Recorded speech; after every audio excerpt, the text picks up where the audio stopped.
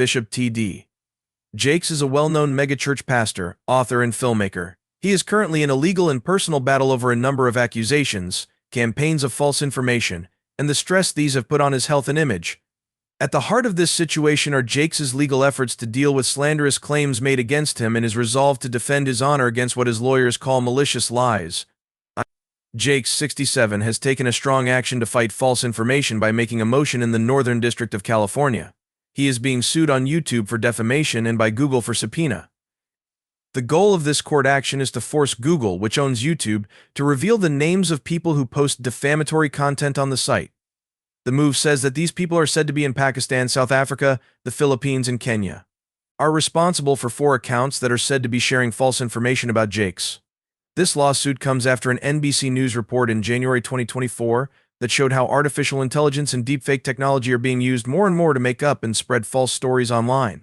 Jake's lawyer, Dustin Push, says that these accounts are making up lies about Jake that have done a lot of damage to his image. Sexual assault claims made by Dwayne Youngblood. Claims made by Dwayne Youngblood, a former minister and registered sex offender, have added to the controversy. Youngblood, who is now 58 years old, says Jake sexually attacked him when he was 18 or 19 years old, about 40 years ago. In late 2023, these claims were made in talks on the Larry Reid Live show. Youngblood talked about an alleged meeting at the home of an older clergywoman during a church revival. He said Jakes tried to kiss him and then made inappropriate phone moves. According to Youngblood, Jakes laid out the rules for a protected sexual relationship and promised to pay Youngblood for life if she followed them. Jake's lawyers have strongly rejected these claims, calling them lies meant to get millions of dollars from Jakes. In November 2023, Jake's lawyer said that Youngblood's lawyer had sent a demand letter asking for $6 million to settle the case secretly. Jakes refused to do what Youngblood asked, which led to a slander suit in the Western District Court of Pennsylvania. What it did to Jake's health. The legal and public pressure that these accusations have caused has allegedly done a lot of damage to Jake's health.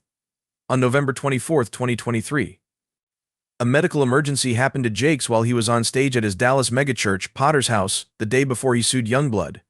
People who saw what happened said it was scary, and Jake's lawyers later said that the stress of the defamation claims was a major factor.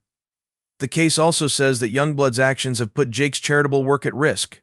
This includes projects that aim to improve communities and fight poverty. In reaching out to teach, Jake's efforts, which have won him a lot of respect, may lose money because of the damage to his reputation caused by the accusations. Linked to the Scene Diddy Combs scandal. More fuel to the fire are rumors that Jakes has something to do with sex parties involving Scene Diddy Combs. In December 2023, these reports started to spread on social media. Soon after, RB star Cassie settled her lawsuit against Combs, in which she said he raped and abused her. Even though there is no proof linking Jakes to these claims, the fact that they are going around on social media has made people even more interested in him. How the community and the law responded. People have had very different reactions to the accusations against Jakes. People have come together to support him, pointing to his many years of service to the church community and his important services to the well-being of society. But critics have made the claims stronger on social media, which has added to the controversy. Jake's lawyers are working on a multifaceted plan to deal with these problems. Claim for defamation against Youngblood. The lawsuit is against Youngblood for what Jake's lawyers say was a well-thought-out plot to get money from him and hurt his image. Salpuna from Google. Jakes wants to stop the spread of false information and maybe look for more legal options by finding the people who make offensive YouTube videos. Speeches in public. Jakes has mostly avoided directly responding to the accusations, but his lawyers have strongly denied them and stressed how without any basis they are. More general effects. The problems that TD Jakes is having. Brings up a number of larger problems in society, such as the role of social media in libel. Platforms like YouTube are now battlegrounds for campaigns spreading fake information, which often use user-generated content to spread the word. The problems that public people face. Defamation is especially likely to happen to well-known leaders like Jakes, and it can have serious effects on their personal and professional lives.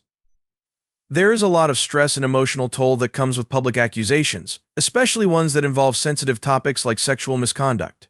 This shows how important it is for public figures to get mental health help. In conclusion, Bishop T.D. Jakes' legal problems and health problems show how complicated the relationship is between faith, leadership, and modern technology.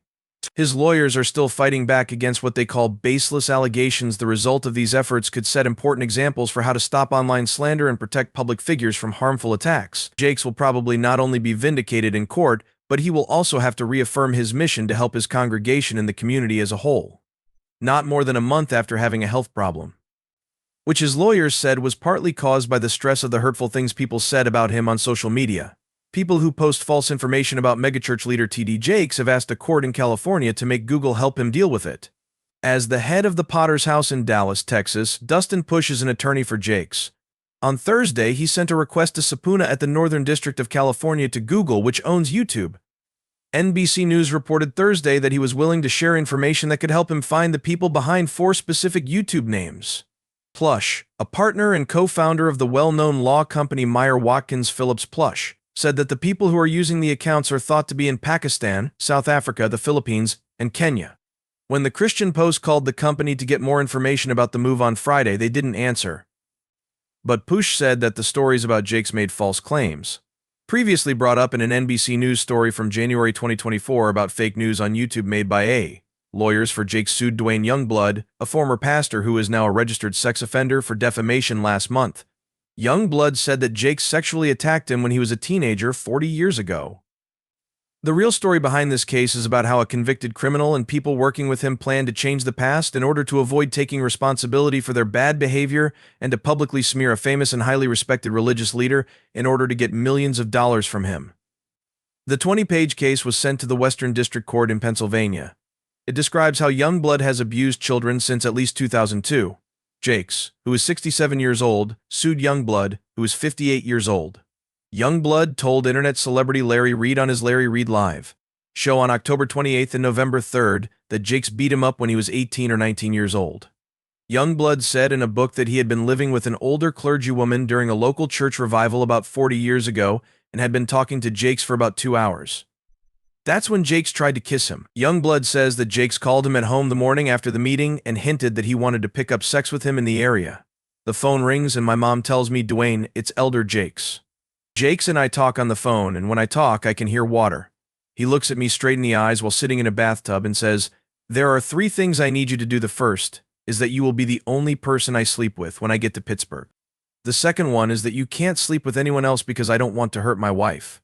Last but not least, I will always look out for you." This is what Youngblood said in his talk with Reid. A few days after making those claims public, Jakes' lawyer said that on November 24th, a lawyer for Youngblood sent him a demand letter demanding $6 million to settle the case quickly and privately. Youngblood would sue Bishop Jakes for sexual attack and harassment if that didn't happen. Jakes' lawyers said that Youngblood's claim hurt the megachurch pastor's image and made him more likely to have a health problem at his church on November 24th.